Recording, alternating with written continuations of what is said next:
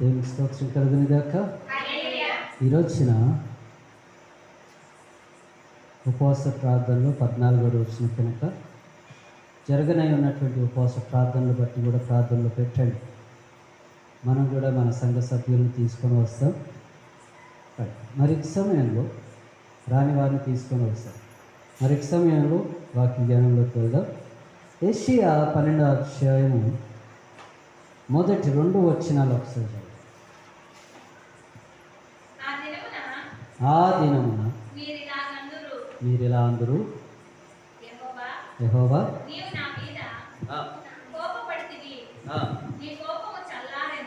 నీ కోపము చల్లారెను, నిన్ను స్తుతించుచున్నాను, నీవు నన్ను ఆదరించి ఉన్నావు. ఇదిగో నా రక్షణకు కారణభూతుడైనటువంటి దేవుడు, నేను భయపడక ఆయనను నమ్ముకొనుచున్నాను. యెహోవాయే నాకు బలము, ఆయనే నా కీర్తనకు ఆస్పాదము, ఆయన నాకు రక్షణ ఆధారం ఆయను. దేవుని స్తోత్రం కలుగును గాక. చిన్న ప్రార్థన చేస్తాను. మహోన్నత మహాగణుడ సర్వశక్తి మంత్రానికి వందనాలు. ఎత్తబడిచ్చినటువంటి వాక్యాన్ని దీవించండి. వాక్యానుసారమైనటువంటి జీవితాన్ని ఆయా సంఘమును, సంఘ సభ్యులను, కూడి వచ్చిన ప్రతి వారును, వాక్యం వినిచినటువంటి ప్రతి వారును కలిగి ఉండటకు సహాయం దయచేయమని అడుగుతూ యేసుక్రీస్తు పరిశుద్ధ నామంలో అతి వినయంగా బ్రతిమలాడి వేడుకుంటున్నాము తండ్రి. ఆమేన్. దేవుని స్తోత్రం కలుగును గాక. మరి ఈ సమయంలో యెషయా 12వ అధ్యాయము మొదటి వచనం మనం అక్కడ చదివితే, ఆ దినమున మీరిలా అందరూ యెహోవా నీవు నా మీద కోపపడిచివి, నీ కోపము చెప్పాలని ఏమైందో, ఎందుకు చల్లారింది? దేవునికి కోపం ఎందుకు వచ్చింది? తండ్రి యెహోవాకి కోపం ఎందుకు వచ్చింది? ఎందుకు చల్లారింది? మనం తెలుసుకోవాలి. ఇశ్రాయేలీలు దేవుని యొక్క సన్నిధానంలో అతిక్రమము చేసి, పాపము చేసి, దోషం చేసి ఉన్నటువంటి సందర్భాలలో కూడా దేవునికి అనేకమైనటువంటి సందర్భాలలో కోపం వచ్చింది. హల్లెలూయా. దేవునికి ఏమొచ్చిందండి? కోపం వచ్చింది. యెషయా 2వ అధ్యాయము 11వ వచనం ఒకసారి చదువుతాం. యెషయా నరుల అహంకార దృష్టి తగ్గింపబడును, మనుషుల గర్వము అనగద్రొక్కబడును. ఆ దినమున యెహోవా మాత్రమే ఘనత వహించును. అహంకారగల ప్రతిదానికి సిస్టర్ అదే యెషయా 2వ అధ్యాయము యెహోవా 2వ అధ్యాయం యెషయా 2వ అధ్యాయం 11వ వచనం అదేనా? ఓకే దాంట్లో రైట్. నేనే తప్పు చూస్తున్నాను. నరుల అహంకారం దృష్ట్యా ఏమవుతుంది అంటున్నాడు? మొట్టమొదటిగా దేవుని యొక్క కోపము, ఉగ్రత వస్తుంది అంటే, వచ్చింది అంటే, నేను మీ అందరికి చెప్పాను, ఈ రోజుల్లో దేవుడు అన్నటువంటి భయము, భక్తి ఎవరిలో కనిపించట్లా. మరేం కనిపిస్తున్నది అంటే కనుక అహంకారం. చెప్పాలంటే ఏం కనిపిస్తుంది? అహంకారము. దేవుడు అన్న భయం లేదు, భక్తి లేదు, కానీ అహంకారం కనిపిస్తుంది. దేవుని యొక్క సన్నిధన్న భయం లేదు. చర్చికే కదండి, ఉపవాస ప్రార్థనే కదండి, ఆరాధనే కదండి, ఒక్కసారికి ఏం పోతుంది లేండి. ఏంటండి? దేవుని యొక్క వాక్యం సెలవిస్తుంది. దావీదు భక్తుడు అంటున్నాడు, ఒక్క దినం నీలో గడపడం కన్నా 1000 దినములో శ్రేష్టం. 1000 దినముల ఆశీర్వాదాలు పోతున్నాయి. నేను ఈరోజున ఆలోచిస్తూ ప్రార్థనలోనే ఉండి ఆలోచిస్తూ ఎంతసేపు అంటే ఈ లోకంలో నీకు పనికిరాంది ఏదైనా కానీ నాకు దేవుని యొక్క సన్నిధానంలో ఒకటి వచ్చింది. ఈ లోకంలో నాకు పనికిరాదు అనుకున్నది అది దేవునికే పనికొస్తుంది. ఏంటండి, ఈ లోకంలో నీకు కొనడానికి డబ్బున్నా, ఏంటండి, అనుభవించడానికి ఆస్తున్నా, ఎంతున్నా, ఏంటండి, ఎంతున్నా నువ్వు ఒక్క ఆత్మను రక్షించలేకపోయావు అని అంటే కనుక అది వేస్టే. ఏంటండి, ఆ డబ్బు వేస్టే. హల్లెలూయా. నా దగ్గర ఆ డబ్బు ఉంది కానీ నేనేం చేయలేను. ధనవంతుడైనటువంటి అతను బీదవాడైనటువంటి లాజరు దగ్గర చూసి, ఆ లాజరు, అయా ధనవంతుడిని దీవించు, నాకు పెట్టేలాగా నా దీవించు. బీదవాడు ఏం ప్రార్థన చేస్తున్నాడు? ఆయనను ఆశీర్వదిస్తే ఆ ఆశీర్వాదాల్లో నుంచి నాకు కొద్దిగా ఏమైనా వేస్తాడేమో. ఈరోజు నువ్వు ఎవరి కోసం ప్రార్థన చేస్తున్నావు తెలియదు, దేనికోసం ప్రార్థన చేస్తున్నావు తెలియదు. కానీ నేనైతే వాక్యంలో చెప్పబడినటువంటి 2:11 చెప్పబడినటువంటి మాటను బట్టి ప్రార్థన చేస్తున్నాను. ఈ రోజుల్లో దేవా మీకు కోపం ఉండటము న్యాయమే, మీ ఉగ్రత ఉండటము న్యాయమే. ఎందుకు అని అంటే మనుషులకైనటువంటి నాకైనా ఇంకెవరికైనా ఏమున్నది? అహంకారము, గర్వము. దేని పట్ల? నా దగ్గర డబ్బు ఉంది, నా దగ్గర విలువైనటువంటి వాళ్ళు నా దగ్గర పని చేస్తున్నారు అన్నటువంటి అహంకారం నా దగ్గర ఉంది. డబ్బు పెట్టి నేను ఏదైనా కొంటా అన్నటువంటి అహంకారము కనిపిస్తుంది. హల్లెలూయా. అదే డబ్బు నిన్ను పరలోక రాజ్యం తీసుకెళ్తుందా? ఏంటండి, ఈ డబ్బు నువ్వు ఇక్కడ కూడబెట్టుకుంటున్నావు, ఆ డబ్బు నిన్ను పరలోక రాజ్యం తీసుకెళ్తుందా? నీ దగ్గర ఎంత డబ్బున్నా మోకాళ్ళ జీవితం ఉంటే కనుక అది నిన్ను తీసుకెళ్తుంది. డబ్బు ఉండని, ఉండదన్నట్లా ఉండని, కానీ దానికి తగ్గట్టు మోకాళ్ళ జీవితం కలిగి ఉండాలి. మోకాళ్ళ జీవితం అంటే ప్రార్థన, దానికి తగినటువంటి విశ్వాసము, నమ్మకము కలిగి ఉండాలి. నేను చిన్నగా ఉన్నప్పటి నుంచి వింటున్నటువంటి ఒక చిన్న ఉదాహరణ ఎవరు అనంటే కనుక కోల్గేట్ పేస్ట్ కంపెనీ వాళ్ళు, ఆ యొక్క ఓనర్, అతను కంపెనీ పెట్టినప్పుడు అంట, ఈ రోజున యాపిల్ కంపెనీ కూడా అలాగే అనేసి అంటున్నారు. యాపిల్ కంపెనీ గురించి నాకైతే తెలియదండి, నేను చిన్నగా ఉన్నప్పటి నుంచి విన్నది ఇది ఒక్కటే. కోల్గేట్ కంపెనీ వాళ్ళంట కంపెనీ పెట్టినప్పుడు తన యొక్క ఆదాయంలో నుంచి ముందుగా 10వ భాగం తీశాడు. ఎంత తీశాడు? 10వ భాగం. అనగా నేను ఈ రోజున ఉదాహరణకి 100 రూపాయలు సంపాదించాను అనుకోండి, దేవునికి ఎంత ఇవ్వాలా? 10 రూపాయలు ఇవ్వాలి, 10వ భాగం కదా. ఆ రోజుల్లో కంపెనీ ఒక 10 రూపాయలు సంపాదించింది అనుకోండి, దేవునికి ఎంత ఇవ్వాలా? 1 రూపాయి. కానీ ఈ కంపెనీ వాళ్ళు ఏం చేసినారు, నా దగ్గర తినడానికి ఎంతైతే అవసరమో అంత తీసుకొని, ఆ పూట మందానికి తీసుకొని మిగతాది దేవునికి ఇచ్చేసినాడంట. హల్లెలూయా. మంచిది. సరే, రెండవ రోజు ఏం చేశాడు? ఎంత అవసరం అంత తీసుకొని ఇచ్చేస్తూ ఉంది. దేవుడు ఎలా ఆశీర్వదించడం మొదలుపెట్టాడంటే తనకు ఎంత అవసరం అంత తీసుకుంటున్నాడు కనుక ఈ రోజున అదే కంపెనీ 90% దేవుడికి ఇస్తుందంట, 10% వాళ్ళు వాడుకుంటున్నారంట. వాళ్ళ కింద పనిచేసేటువంటి పని వాళ్ళకి, వాళ్ళ అవసరాలకి అన్నిటికీ తీయంగా 10% మట్టికి వాళ్ళు వాడుకుంటున్నారు, 90% దేవునికి ఇస్తున్నారు. హల్లెలూయా. మరి ఈ యొక్క ఓనర్కి అప్పట్లో, నా చిన్నగా ఉన్నప్పటి నుంచి చూస్తున్నా, కోల్గేట్ అంటే ఏంటిదండి? పళ్ళ పౌడర్, పేస్ట్ కాదండి. ఈ రోజుల్లో పేస్ట్, ఆ రోజుల్లో పౌడర్. మీ అందరు తెలుసా?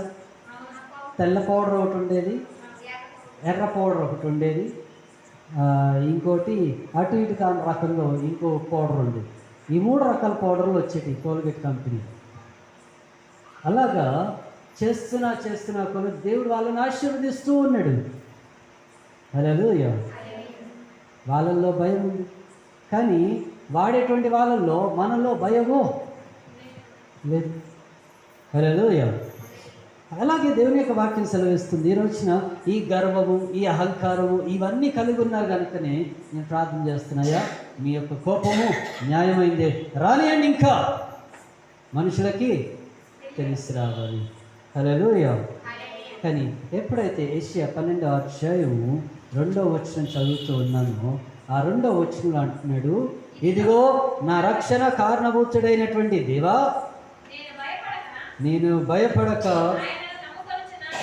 ఆయన నమ్ముకొనుచున్నాను. యెహోవా యెహోవాయే నాకు బలము, ఆయనే నా కీర్తనకు ఆస్పాదము. అంతేనండి, నా కీర్తనకు ఆస్పాదము ఆయనే.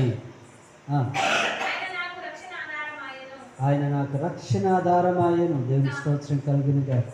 అయితే ఇక్కడ వాక్య భాగములో 2వ అధ్యాయంలో 12వ అధ్యాయంలో యెహోవా అని పలకబడినటువంటి మాట పాత నిబంధన గ్రంథం మొత్తములో ఎన్నిసార్లు అంటే 44 సార్లు మట్టుకే రాయబడింది. ఎన్నిసార్లు రాయబడిందండి? 44 సార్లు మట్టుకే పాత నిబంధన గ్రంథములో రాయబడి ఉన్నది. రాయబడినటువంటి 44 సార్లు అందులో కీర్తనలోనే ఎక్కువ సార్లు రాయబడి ఉన్నది. ఎన్నిసార్లు అండి? కీర్తనలోనే ఎక్కువ సార్లు రాయబడి ఉన్నది. కానీ నిర్గమకాండములో 6 సార్లు మట్టికే రాయబడింది. నిర్గమకాండములో 6 సార్లు మట్టికే రాయబడింది. మిగతాదంతా కీర్తన భాగంలోనే ఉంది. కొన్నిసార్లు దేవుని నామానికి స్తోత్రం అనేసని రాయబడి ఉంది, కొన్నిసార్లు హల్లెలూయా అని రాయబడి ఉంది, కొన్నిసార్లు స్తోత్రములు అని రాయబడి ఉంది. హల్లెలూయా. అలా పలుసార్లు రాయబడి ఉన్నది దేవుని యొక్క పేరు. అయితే ఇక్కడ ఇదిగో నా రక్షణ కారణభూతుడైనటువంటి నా దేవా అనేసి పలుకుతూ ఉన్నటువంటి ఈ మాటని బట్టి ఒక 2 నిమిషాలు మనము ఆది కాండంలోనికి వెళ్దాం. నేనేం చేసిన ఈ యొక్క ఉపవాస దినాల్లో మీరు గమనిస్తున్నారు లేదో, నేను అబ్రహాము సంతతి నుండే చెప్తున్నా. ఎందుకంటే భయం ఎవరిలో ఉన్నదో భక్తి కూడా వాళ్ళలోనే ఉంది. మనం ఎవరికైతే భయపడుతున్నామో మన దేవునికి భయపడితే గనక మనము దీవించబడతాం. మనుషులకు భయపడితే గనక మన దీవెనలు అంతగా రావండి. హల్లెలూయా. అయితే ఇక్కడ నేను గమనించింది ఏంటంటే, యాకోబు యొక్క జీవితంలో ఇటు దేవునికి భయపడుతూ ఉన్నాడు, ఇటు మనుషులకు భయపడుతూ ఉన్నాడు. నాకేమైనా ప్రాణహాని ఉందేమో అనేసి భయపడుతున్నాడు. కానీ తనకి ఎవరినైతే దేవుడు ప్రేమించి ఇచ్చినటువంటి 11 మంది కుమారులు ఎవరైతే ఉన్నారో వాళ్ళల్లో ఎవరిలో భయము కనిపించట్లేదు, తెగింపు కనిపిస్తూ ఉన్నది. రూబేన్ నుంచి యోసేపు వరకు మనం గమనిస్తే వాళ్ళలో తెగింపు లేదా భయపడి అణిగి ఉండి దేవుళ్ళలో ఆశీర్వదింపబడటము కనిపిస్తూ ఉన్నదే కానీ ఇంకొకటి కాదు. హల్లెలూయా. అయితే యాకోబు యొక్క జీవితంలో మనం గమనిస్తే ఎప్పుడైతే రేచెల్ వస్తూ ఉన్నదో, నిన్నటి దినాన రేచెల్ వచ్చినప్పుడు, తన జీవితంలో వచ్చినప్పుడు తన యొక్క మామను చూసి మోసం చేస్తాడేమో అన్నటువంటి విషయంలో ఆయన ఏదైతే భయపడ్డాడో అదే జరిగింది. హల్లెలూయా. నా రక్షణ కారణభూతుడైనటువంటి దేవా అనేసి అన్నాడు కదా, ఎలా కాచినాడు, ఎలా కాపాడినాడు, ఆయనకి ఎలా ధైర్యం చెప్పినాడు. నా బలం ఆయనే, నా కీర్తన ఆస్పాదము ఆయనే. అంటే నేను పాట పాడుతున్నానంటే, నా గలమెత్తుతున్నానంటే దాని కారణము ఆయనే. హల్లెలూయా. ఎందుకంటే దేవుడు అక్కడ ఉన్నటువంటి యాకోబుతో ముందే అన్నాడు, ఇదిగో నువ్వు వెళ్ళు స్థలములో ఆశీర్వదించేది నేనే. కనుక ఇక్కడ యాకోబు అంటున్నాడు, అయ్యా నేను వెళ్ళే స్థలంలో నువ్వు నన్ను ఆశీర్వదిస్తే, నేను వచ్చేటప్పుడు నా ఆస్తితో నా ఐశ్వర్యంతో నేను తిరిగి వస్తే కనుక అందులో నుంచి నేను నీకు ఇచ్చేది ఇస్తాను అని అంటున్నాడు. హల్లెలూయా. మరి ఆది కాండములో ఎప్పుడైతే మోసం చేస్తూ ఉన్నాడని తెలుసుకున్నాడో రేచెల్ తోటి తన యొక్క బాధను చెప్తున్నాడండి. ముందుగా తన బాధను చెప్తున్నాడు. ఆది కాండం 30వ అధ్యాయం మొదటి వచనం. రాహేలు తాను యాకోబునకు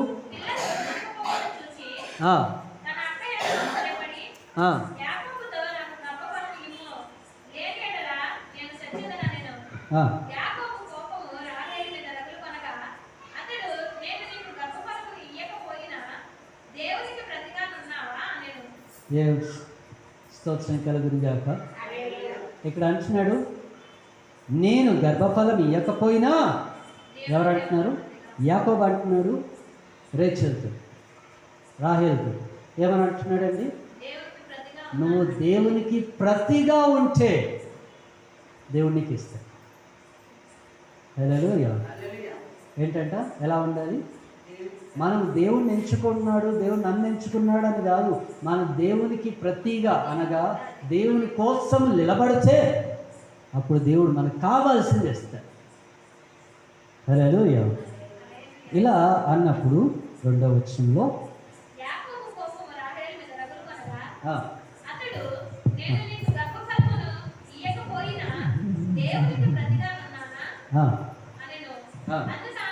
అందుకమే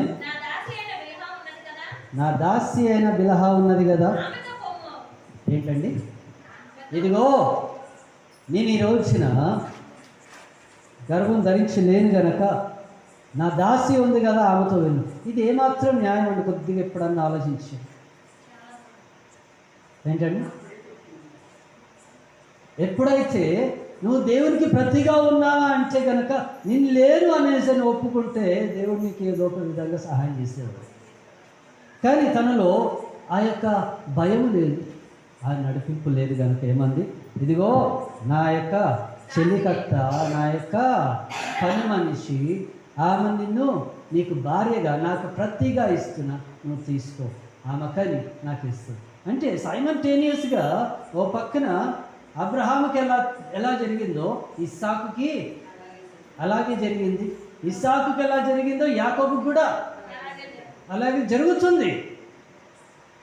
అంటే దేవుని యొక్క ఆశీర్వాదాలు ఒకేలాగా కనిపిస్తున్నాయా లేదా అని కూడా మనము చూసుకోవాలి.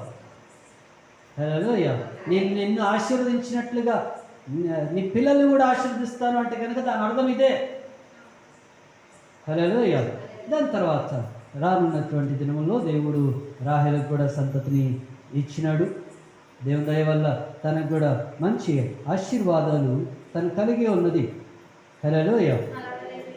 30 అధ్యాయంలో మనం ఇంకను కిందికి చదివితే గనక అక్కడ ఏమని చేస్తూ ఉన్నదంటే 8వ వచనంలో, 8 కాదండి 6వ వచనం చదువు.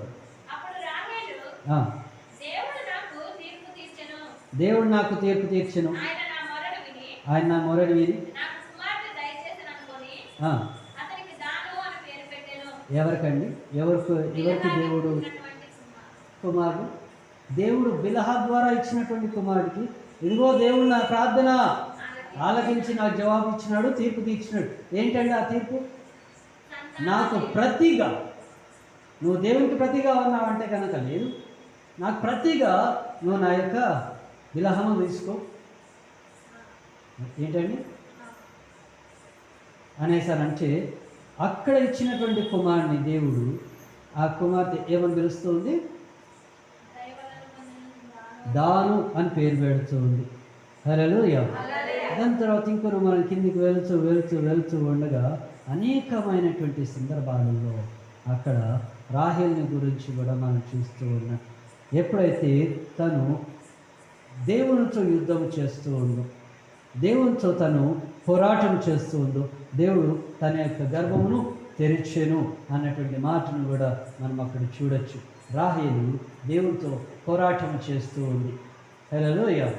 పోరాటం చేస్తూ ఉండగా దేవుడు తనకి ఇచ్చినటువంటి ఒక గొప్ప వరం ఏంటిది అంటే కనుక చిట్ట చివరి సంతతి. 22వ వచనం. దేవుడు రాహేలుని జ్ఞాపకం చేసుకొని ఆమె మనవిని విని ఆమె గర్భము తెరిచెను. అప్పుడు ఆమె గర్భవతి అయి కుమారుని కని దేవుడు ఏమొచ్చిందంట తన మీదకి? నా నిందని దేవుడే తొలగించినాడు. ఈరోజున మన మీద అనేకమైనటువంటి నిందలు కూడా పడుతుంది. ఏం నిందలు? చాలా నిందలు పడుతుంది. వాటన్నిటినీ తొలగించుకోవాలంటే హల్లెలూయా. తొలగించుకున్నందుకు ఆమె తనకి ఏమని పేరు పెడుతుంది? యోసేపు అని పేరు పెడుతుంది. హల్లెలూయా. అయితే ఇప్పుడు ఎవరు దేవుని యొక్క కృపను పొందుకున్న వాళ్ళు? లేయానా మరియు రాహేలా? రాహేల పొందుకుంది. కనుక తన జీవితంలో ఏం జరుగుతున్నా, యాకోబు యొక్క జీవితంలో ఏమి జరుగుతున్నా అక్కడ ఏం చెప్తున్నాడంటే తన యొక్క భార్యకే చెప్తున్నాడు. ఏమని చెప్తున్నాడు? ఒకసారి ఈ మాటను చదువు. రాహేల్తోటి ఒక మాటను చెప్తాడు. నీకు దేవుడు ఎలా చెప్తాడో నువ్వు అలా చెయ్యము అనేసని రాహేలే అంటుంది. హల్లెలూయా. అది చూడండి ఇక్కడ 31వ అధ్యాయం, ఆదికాండము 31వ అధ్యాయము ఒకసారి 5వ వచనంలో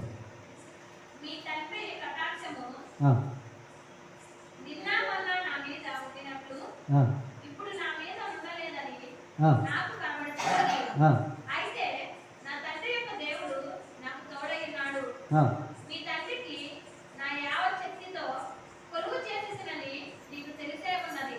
మీ తండ్రి నన్ను మోసపుచ్చి 10 మార్లు నా జీతము మార్చెను. అయినను దేవుడు అతనికి హాని చేయనివ్వలేదు. అతడు పొడలు గలవి జీతమగునని చెప్పిన ఎడల అప్పుడు మందలన్నీ పొడలు గల పిల్లలని వినేను. చాలా దేవుని స్తోత్రం. ఏమని చెప్తున్నాడండి? ముందుగా రేచల్ని పిలిచి, లేయని పిలిచి అక్కడ చెప్తున్నాడు. రాహేల్ని పిలిచి అంటున్నాడు, అయ్యా ఇగో అమ్మ, మరి నీ యొక్క తండ్రి నన్ను ఇట్లా మోసం చేసాడు అనేసి అంటే కనుక ఉన్న విషయాలన్నీ చెప్పిన తర్వాత ఏం జరుగుతుంది అని అంటే కనుక దేవుని యొక్క దర్శనం పొందుకున్నటువంటి యాకోబు మరలా దేవుడు తనతో మాట్లాడిన తర్వాత 31వ అధ్యాయము ఒకసారి 14-15 వచనాలు చదివితే తన ఇరువురు భార్యలను పిలిచి జరిగినటువంటి సంఘటన అంతటినీ అక్కడ చెప్తూ ఉన్నాడు. అయితే 15వ వచనంలో అందుకు రాహేలును లేయాయు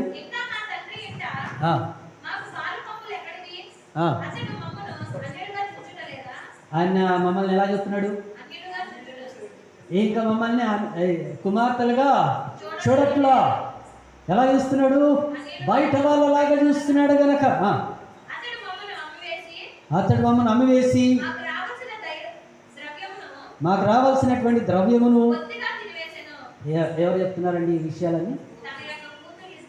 లేయాను రాహేలును ఇద్దరు యోసేపు తోటి యాకోబు తోటి చెప్తున్నాడు.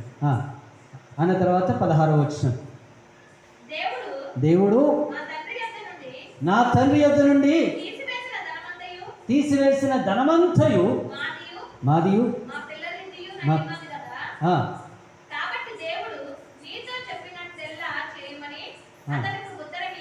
చాలండి చాలండి చాలు. భార్యలు అంటే ఇలా ఉండాలి. ఇదిగో దేవుడు నీకేం చెప్పినాడో అది చెయ్యి. ఈ రోజున భర్త కూడా చెప్తే భార్యలు చేస్తారండి. నిజం చెప్పండి, చేస్తారా? 90% చేస్తారా? ఏం మరి ఇళ్ళల్లో అలా చేస్తే కోపాలు ఎందుకు వస్తాయి, గొడవలు ఎందుకైతే? ఆ ఫోన్లే వదిలేయాలంటే కనుక నువ్వైతే వదిలేస్తావేంటి? ఆయన గొడవ చేయడం ఆయనకు ఇష్టం లేదనుకోండి, ఫోన్లే వదిలే, జరిగిందే జరిగిపోయింది, ఇకపైన కాకుండా చూసుకుందాం అనేసి ఆయన ఒక మంచి మనసుతో అన్నాడు అనుకో, మనం ఏం చెప్తాం? మనం ఏం చేస్తాము అంటున్నా. ఏం చేస్తాము అంటే బయట వాళ్ళు ఏం చేస్తారన్నది కాదు, వదిలేయాలనేసి మనం సమాధానం చెప్పడం కాదు, మనం ఏం చేస్తాము అన్నది తెలియదు. ఏంటండి ఇక్కడ యాకోబు నీ తండ్రి నన్ను ఇలా మోసం చేసాడు అని అంటే, ఈరోజు మనకు తండ్రులు ఉన్నారులేండి, వాళ్ళందరూ వదిలిపెట్టేయండి. మీ వాళ్ళు మమ్మల్ని ఇలా మోసం చేశారు అని అంటే కనుక, మా వాళ్ళు మోసం చేశారా, మీ వాళ్ళు తక్కువ తిన్నారా అని మీ వాళ్ళ దగ్గరికి. కానీ ఇక్కడ వీళ్ళు ఏం చేస్తున్నారండి? విన్నది, ఆయన చెప్పింది విన్నారు. అంటే ఇది 31వ అధ్యాయంలో 5-6 వచనాలు మనం చదివినాం కదా, అక్కడ ఆయన చెప్పింది విన్నారు, కల్లారా చూసినారు. చూసిన తర్వాత ఇక్కడ 14, 15, 16 వచనాల్లో వాళ్ళిద్దరూ వచ్చి రాహేలును లేయాను కలిసి వారు మాట్లాడుతూ ఉన్నారు. యాకోబు నువ్వు చెప్పింది నిజమే, మా భర్తలు మా తండ్రులు మమ్మల్ని ఎలా చూస్తున్నారు? బయట వాళ్ళలాగా చూస్తున్నారు, అన్యులుగా చూస్తున్నారు కనుక మాకు రావాల్సిందంతా వాళ్ళే దోచుకు తింటున్నారు కనుక, మమ్మల్ని మోసం చేస్తున్నారు కనుక నువ్వేం చెయ్యి, దేవుడు నీకు ఏం చెప్తే అది నువ్వు చెయ్యి, నేనైతే నేను అడ్డుగా రా. హల్లెలూయా. ఈ మాట చెప్పినటువంటి ఆ మాటను చూడండి. అంటే యోసేపుకి ఎంత ధైర్యం వచ్చి ఉంటుంది, నా దేవుడు నన్ను మోసం చేయడు. ఎవరు మోసం చేశారు? ఎవరు మోసం చేశారు? నా ఎదుట ఉన్నటువంటి వాళ్ళు, నా అన్న వాళ్ళు, నా చుట్టాలు, నా స్నేహితులు, నా బంధువులు, వాళ్ళు నన్ను మోసం చేశారు. హల్లెలూయా. నేను నా అన్నని మోసం చేసి వస్తా కాదని కాదు, కానీ నేను దేవునితో పోరాటం చేసినాను కనుక దేవుడు నా పేరు యాకోబు అని కాకుండా ఇజ్రాయిలు అని పేరు పెట్టినాడు. ఏంటండి? నేను దేవునితోటి పోరాటం చేసినాను కనుక, నా ఆశీర్వాదాల కోసం, నాకు రావాల్సిన దానికోసం నేను పోరాటం చేసిన. అక్కడ చేసిన, లాభం దగ్గర చేసిన, ఇక్కడ దేవుని దగ్గర పోరాటం చేసిన కనుక దేవుడు నన్ను, నా మీద వేయబడినటువంటి నింద ఏంటిది? యాకోబు అంటే మోసగాడు అని అర్థం కనుక ఆ దేవుడే ఆ నిందని తీసేశాడు. ఎవరు తీశారండి? దేవుడే తీసేశాడు. అయ్యా నీ పేరు ఇప్పటి నుంచి యాకోబు కాదు, ఇశ్రాయేలు అని పిలుస్తాడు. నీ నుంచి ఇక నుంచి వచ్చేవి అన్నీ ఆశీర్వాదాలే. కనుక ఇక్కడ ఏషియా 12వ అధ్యాయం 2వ వచనం అంటున్నాడు, ఇదిగో నా రక్షణ కారణభూతుడైన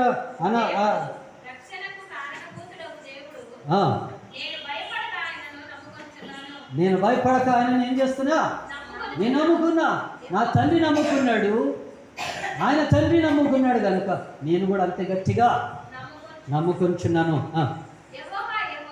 యెహోవా యెహోవాయే ఆయన పేరు పెట్టినవాడు. నా పేరు ఆయన యాకోబు అని పెట్టినది ఆయనే, నా పేరు ఇజ్రాయెల్గా మార్చింది ఆయన్ని. అందుకు దేవుడే అంటున్నాడు. ఏమంటున్నాడు? నాకు బలం ఆయనే,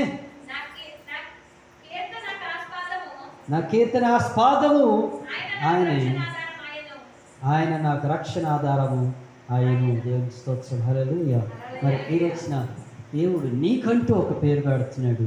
ఆ పేరు బట్టి మన ముందుకి సాగి ముందుకి వెళ్దాం. హల్లెలూయా. మరి ఈ సమయంలో మనందరం మోకరించినట్లయితే దేవుని సన్నిధానంలో దేవుడు నీ కీర్తనాస్కారం ఏం పెట్టినాడు? దేవుడు నిన్ను ఏమని పిలిచినాడు? దేవుడు నిన్ను ఎటువైపు రమ్మని పిలుస్తున్నాడు? దేవుడిని చేయబట్టి నడిపిస్తున్నాడు, ఎటువైపు నడిపిస్తాడు? మోసం జరుగుతూ ఉంటే కనుక దేవుడిని పక్షాన్ని యుద్ధం చేస్తున్నాడా? నీ పేరు మీద నింద రాకుండా చూస్తున్నాడా? ఇక్కడ నింద పొందుకున్నది ఎవరు అంటే రాహేలు పొందుకుంది, యాకోబు పొందుకుంది. నింద రాహేలు తను ఏమని పొందుకుందండి? పిల్లలు కలిగి లేదు కనుక గొడ్రాలు అనేసి తను పొందుకుంది. కానీ ఈ రోజున దేవుడు తనకి యోసేపును అనుగ్రహించి ఆ పేరును మార్చేసినాడు. దేవుడు యాకోబుని మోసగాడు నుంచి ఇజ్రాయెల్గా మార్చినాడు.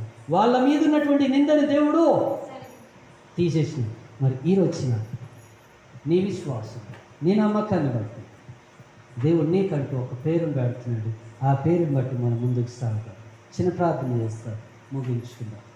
మహోన్నత మహాగణుడ, సర్వశక్తిమంతుడ, అద్వితీయుడ, ఆది సంభూతుడ, రాజ్యుల రాజ్య, ప్రభుల ప్రభు, నిత్యుడగు తండ్రి, సమాధానాధిపతి మీకు వందనాలు.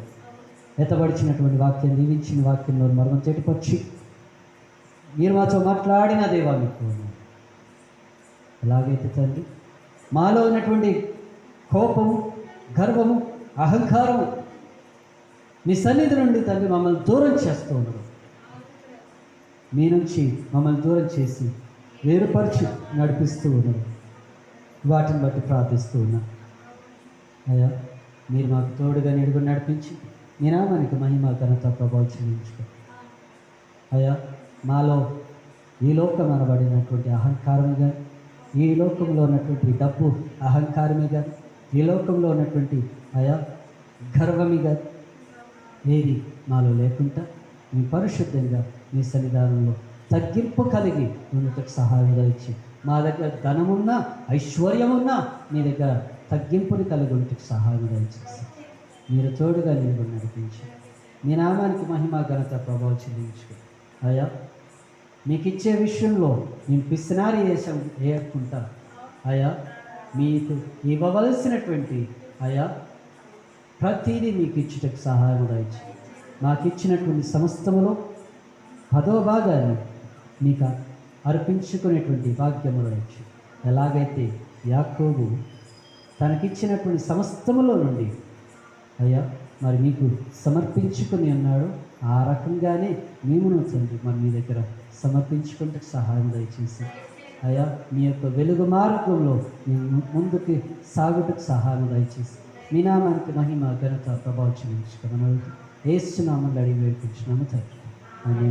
మరణాత ఏసు ప్రభావ తిరగడం ఏసు రక్తమేచ్చు ప్రభు ఏసు నామేచ్చు ప్రభు ఏసు రక్తం సంపూర్ణమైన విషయం అపాయకి ఎంత కొట్టిన నాశనం తండ్రిని కారణాంతరం చేయం అన్న తండ్రి యొక్క ప్రేమయు కుమారుని యేసుక్రీస్తు యొక్క కృప పరిశుద్ధాత్మకమైన సహవాసం సంఘానికి సంఘ సభ్యులకు ఉపవాస కూడికకున్న ప్రతి ఒక్కరికి ఆన్లైన్లో వీక్షిస్తున్న ప్రతి ఒక్కరికి సదాకాలంతో నేడుగా నడిపించింది